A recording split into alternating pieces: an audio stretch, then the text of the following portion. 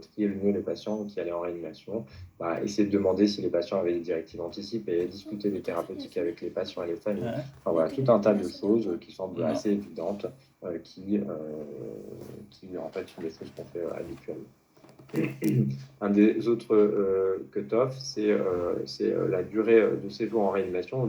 On sait qu'au-delà d'une certaine période, la mortalité, elle va vraiment augmenter chez les patients âgés. Et c'est pour ça que ça peut être raisonnable de dire, voilà, on va faire le maximum pendant 2-3 jours, mais si ça passe pas, eh bien, sachez qu'il faudra qu'on désescalade l'intensité de notre traitement. Et donc, en pratique, voilà ce que mettait Nadia Essaoui là, dans sa conclusion. Elle conseillait de privilégier les techniques non invasives. Bon, ça, c'est à peu près ce qu'on fait, même si une fois de plus, on a tendance à être de plus en plus invasif, même chez les cellules âgées.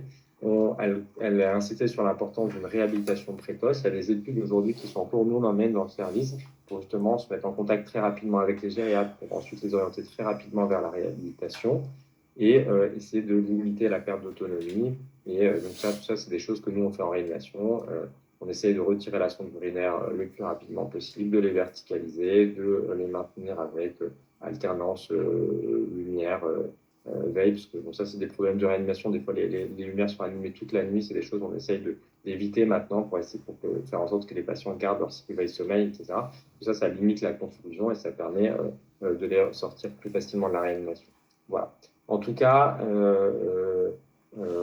en conclusion, voilà, l'espérance de vie de ces patients, elle est brève. Donc, tout faire pour qu'ils sortent dans les meilleures conditions possibles. Donc, prolonger la survie de quelques semaines, bon, ça peut être futile, mais parfois pas tant que ça. Il faut intégrer le temps de la réhabilitation en post-réanimation et le prendre en compte, nous, quand on prend en charge ces patients-là. Donc, vous avez vu, hein, même des patients non âgés gardent des séquelles à long terme. Donc, ça aussi, nous, on l'a en tête quand on discute de ces patients. Et puis, il faut en tout cas rapidement prendre une décision et l'adapter aussi rapidement.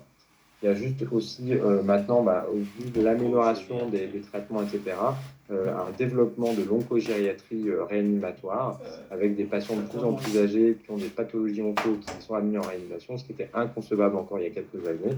Et donc là, vous voyez par exemple que en réexaminant 262 patients de plus de 65 ans qui avaient un cancer et qui avaient été admis en réanimation. La mortalité était de 33%.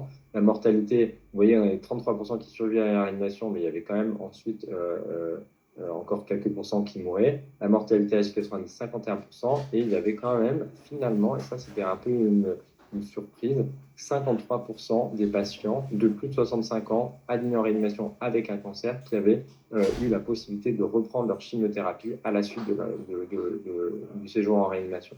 Et donc, s'ils ont repris la chimiothérapie, c'est qu'ils n'étaient pas en si mauvais état que ça et qu'il y avait encore un projet. Donc, vous voyez que globalement, on s'améliore tout doucement avec le temps, mais bon, c'est pas encore top.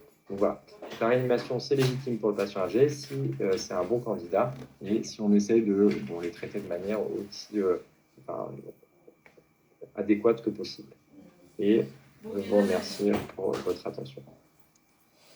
Et une fois de plus, mes excuses pour la présentation qui va être faite par Nadia. Non, mais c'était très clair. Merci, docteur Mergy. Donc, essayez d'interférer. Je vois qu'Olivier est déjà branché. Alors, n'allumez pas tous vos micros en même temps.